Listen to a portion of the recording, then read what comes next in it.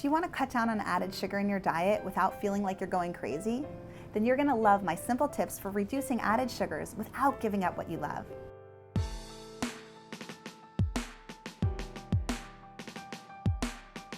Hey, Erin here with Healthy Mom, Happy Family, and I'm so excited for you to join me today for one of my favorite topics. Today I'm talking about something we all love, which is sugar. Okay, most of us love it, we eat it, and we eat a little bit too much of it. And as a dietitian and a diabetes educator, I get the question all of the time about how much sugar should I actually be eating and how do I reduce added sugars in the diet? So today I'm diving into it and I'm giving you all the information you're looking for.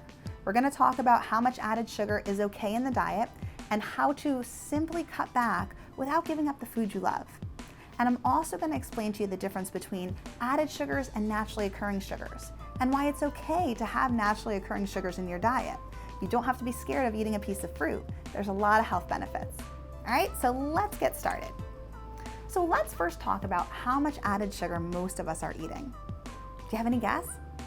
Well, the average adult takes in 22 teaspoons of added sugar every single day. That's an enormous amount. Now, to put it in perspective, the recommendation for added sugar in the diet by the World Health Organization as well as the American Heart Association is to take in less than 10% of total daily calories coming from added sugar. So for the average person, that equals about 6 to 8 teaspoons of added sugar every day or less. All right, so if we're taking in 22 teaspoons of added sugar every single day, that's about 3 times as much as we should be. And just to kind of give you a ballpark to visualize how much sugar that is, if you were to take in 22 teaspoons of added sugar every single day for a year, that's the calorie equivalent of 36 pounds. That's insane. Okay, and all this added sugar can really damage our health. We know that having a large amount of added sugar in the diet, not only is it what we call empty calories, calories with really no nutritional value, but on top of that, added sugar can drive our blood sugar and insulin levels up and lead to insulin resistance. And that can increase the risk of something like type 2 diabetes and heart disease and even stroke. So it's really important that we start to take it seriously, identify where we're getting these added sugars in the diet, and start to cut back. Now, before we dive into cutting back, I want to explain the difference between naturally occurring sugars and added sugars in the diet, because they are not the same thing. Naturally occurring sugar is not something you need to cut back on significantly, because when you think about where naturally occurring sugars come from, they're coming from foods like whole fruit. Usually naturally occurring sugar is bound with other nutrients that provide value to our body.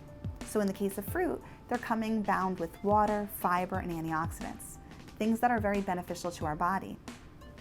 In order to use that natural sugar for energy, your body first has to utilize and break down the fiber.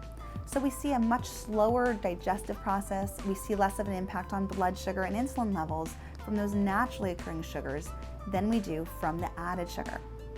On top of that, when you eat foods that contain natural sugars like fruit, the fiber in them contains a lot of prebiotics. And prebiotics are really just food for the healthy bacteria in our gut. We know that when we fuel these healthy bacteria, they can keep a balance in the gut that actually helps our body to better process glucose. When we have diets that are high in a lot of added sugar and they're low in fiber, we see this imbalance occur that can make us more insulin resistant and put us at a greater risk of developing type 2 diabetes. So that's why we want to focus on lowering added sugars, but not worry so much about naturally occurring sugars, especially when they're bound with nutrients like fiber or antioxidants that provide health benefits. Now, I also want you to visualize what this added sugar looks like. Now, I can say to you it's 22 teaspoons that we're taking in a day, and we want to get down to 6 to 8 teaspoons a day. But food doesn't come with just teaspoons of sugar staring back at us. And the labels don't say this is how much sugar you have in teaspoons in every single food that we eat. So it can be hard to visualize it. So I just wanted to give you an example. If you think about soda, okay, and sugar sweetened beverages are one of the main sources of added sugar in our diet. A 12-ounce can of soda contains about 40 grams of added sugar. Now, 1 teaspoon of added sugar is the same as 4 grams. So you are getting about 10 teaspoons of sugar in a can of soda, more than the whole day in just 1 can. And that's certainly not the only place that added sugar is hiding. So I just wanted to put that in perspective for you so you can visualize it a bit more and see how quickly it can add up. All right, so let's dive into it now. Now that we understand what the added sugar is versus the naturally occurring sugar, I want to share with you my top 5 ways to reduce added sugars in the diet without giving up what you love. And I know these work because I've used them with many of my clients, but also with myself. And my goal, and I think you all know this, is my goal is all about moderation. I don't want you to give up tons of food that you love. I don't want you to eat things that you don't enjoy. A little bit of sugar in the diet is okay, but we can't have too much. That's what we have to work on, is reducing it so that we're only getting that 6 to 8 teaspoons a day or less. So let me share with you now how to make it happen. So tip number 1 is you have to recognize where added sugars are hiding. If you want to reduce added sugar in the diet, you have to know where it's coming from. Now it can be easy in the case of things like soda or candy. They're basically just pure sugar. You know that there's sugar there. But there's many foods that contain added sugars that you're not aware of. If you look at cereal boxes, yogurts, salad dressings, even some lunch meats, they have a source of added sugar. So there's 2 places that I want you to look to really start to identify how much added sugar you're getting in these foods. And it all comes down to understanding the food label. The food label is broken into 2 parts. We have the nutrition facts panel and we have the ingredient list. On the nutrition facts panel, this is where you'll see total carbohydrate. And under total carbohydrate, you will see sugar, and then you will see grams of added sugar. This is a new change to the food label that I'm very excited about because it really differentiates between total sugars and those naturally occurring sugars versus added sugar. What I want you to do is look at that nutrition facts panel, and the first place you want to look is the serving size. Okay, because if the serving size says half a cup and you're going to eat a cup of the food, you have to double everything on that nutrition facts panel because you're eating twice as much. So know what the portion is that all of the information is based on first. And then look at the grams of added sugar. Now remember, every 4 grams of added sugar is the same as 1 teaspoon.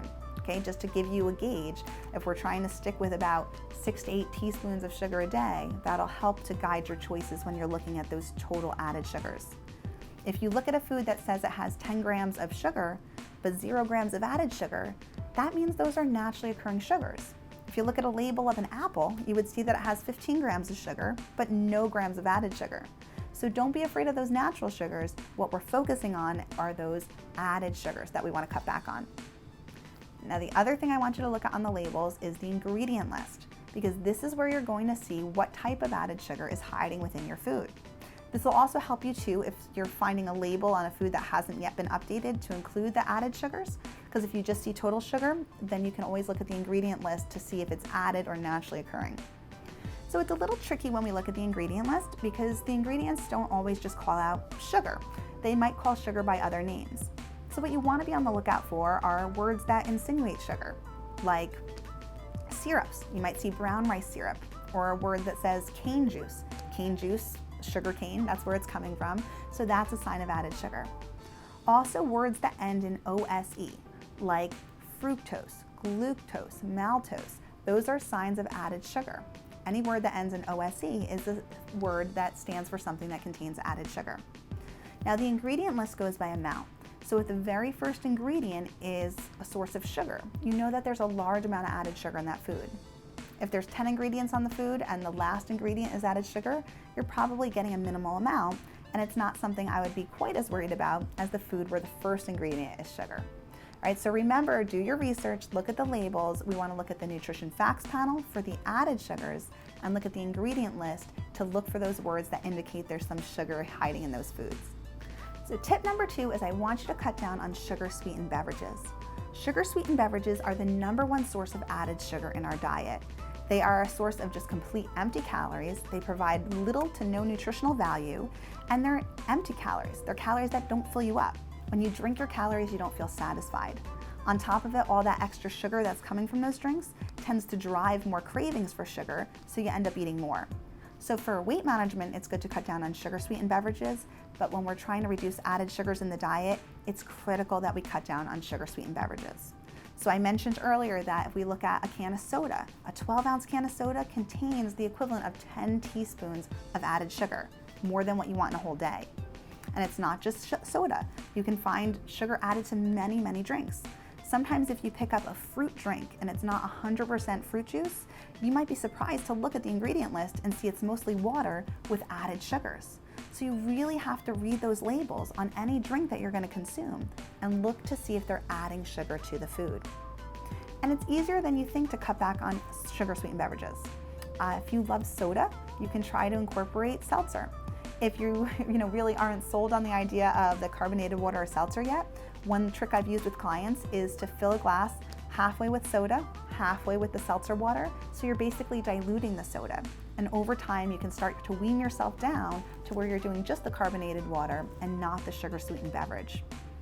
If you're not a big fan of just water alone, one trick I like to use is to take 100% juice and put it in an ice cube tray.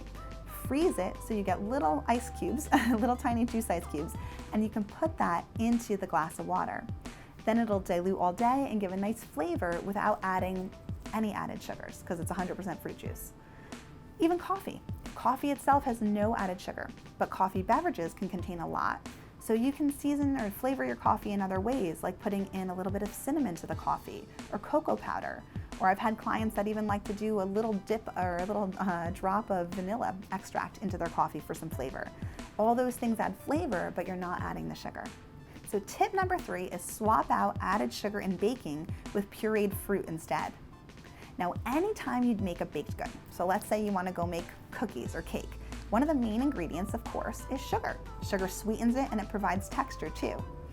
Now, I don't know how often you're baking. If it's once in a while, you're having a cake on a birthday, that's not something I would really worry about swapping out ingredients for because you're doing it in moderation. But if you tend to bake a lot and you have a lot of baked goods each and every week, then this is something I would really encourage you to do to help cut down on added sugars. And it's really simple. When you're making any kind of baked good, whenever it calls for added sugar, you can swap it in a 1-to-1 ratio with pureed fruit. So if, let's say, the cookie recipe calls for adding a cup of white sugar, you can replace it with 1 cup of pureed prunes or mashed banana or applesauce. That one swap will continue to give you all the sweetness in that baked good and the same texture and moisture, but you're cutting down on all the added sugar.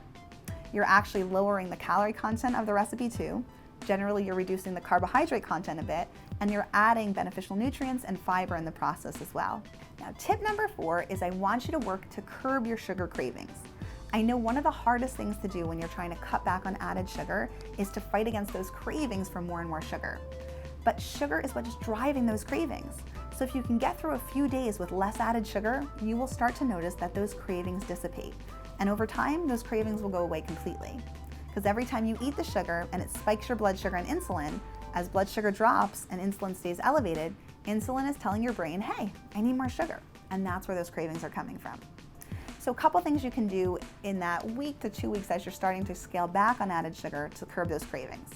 First thing I want you to do is make sure every time you sit down for a meal, it's balanced. A balanced meal should include protein, healthy fats, fibers, along with whole grain carbohydrates, slow digested carbohydrates. That balance will provide your body with what it needs to keep your blood sugar balanced. And that's really the key to curbing cravings, is we don't want spikes and crashes in blood sugar, we want balanced blood sugar all throughout the day to curb cravings. The second thing I want you to do is make sure you're staying hydrated. If you get even a little bit dehydrated, sometimes our brain gets confused and it misinterprets thirst for hunger, and that's where cravings come from. So if you're craving something sweet, if you're finding that you're eating and you're just not feeling satisfied, sit down, have a big glass of water, and wait about 20 minutes. And I guarantee you most of the time, those cravings and that hunger will go away because it was really thirst and not true hunger that was driving those cravings. Okay, my last and final tip for cutting down on added sugars naturally is one that has nothing to do with what you eat. It's all about sleep. You need to make sure you're getting adequate sleep each and every night. Now, why am I talking about sleep when we're talking about sugar? Okay, there is a big reason behind this. When we don't get enough sleep at night, it actually causes changes to the appetite hormones produced in our gut. So after a poor night's sleep, what happens is the hormones that drive appetite increase, and the ones that make you feel satisfied after eating, they decrease. So now we're hungrier and we're less satisfied. And your body is craving simple, quick energy. That's sugar. It's driving you to want more sugar because your body knows that that's going to give you real quick energy. And when you're tired because you didn't sleep enough, that's what your body wants. Okay, so this is what we have to work on, is getting really good quality sleep every night, setting yourself up with a sleep routine and making sure you're prioritizing sleep. I'm gonna link to a video below where I share my top tips for curing insomnia naturally, because I think it's really, really helpful here, because when you get a good night's sleep, you will instantly notice you're less hungry and you're craving less food. There was a study that was really interesting, and it was done on people that weren't getting good, adequate sleep, and they found after just one night of poor sleep, on average, the participants consumed as much as 550 more calories the next day. Calories that were mostly coming from simple sugars and high-fat foods, basically junk foods, because that's what their body was craving. And because they were tired, they were less active and they had lower inhibitions, so they were more likely to eat those foods. And I mentioned earlier, the more sugar we eat, the more drives sugar cravings. So you're tired, you're craving more sugar, you're eating more sugar, and that's gonna make you continue to crave more sugar. It's not a cycle we wanna go on. So prioritize sleep, get at least 7 to 8 hours of quality rest every night, and I know you are gonna notice a difference in those cravings too. So there you have it. Those are my top tips for reducing added sugar in the diet naturally.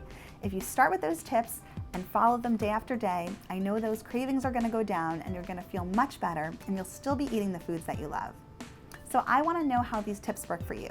Make sure to comment below and let me know how you're doing. How are you reducing sugar in your diet, and is it working for you? And what else can I be helping you with? And if you like this video, make sure you subscribe so you never miss a new video. Thanks for joining me.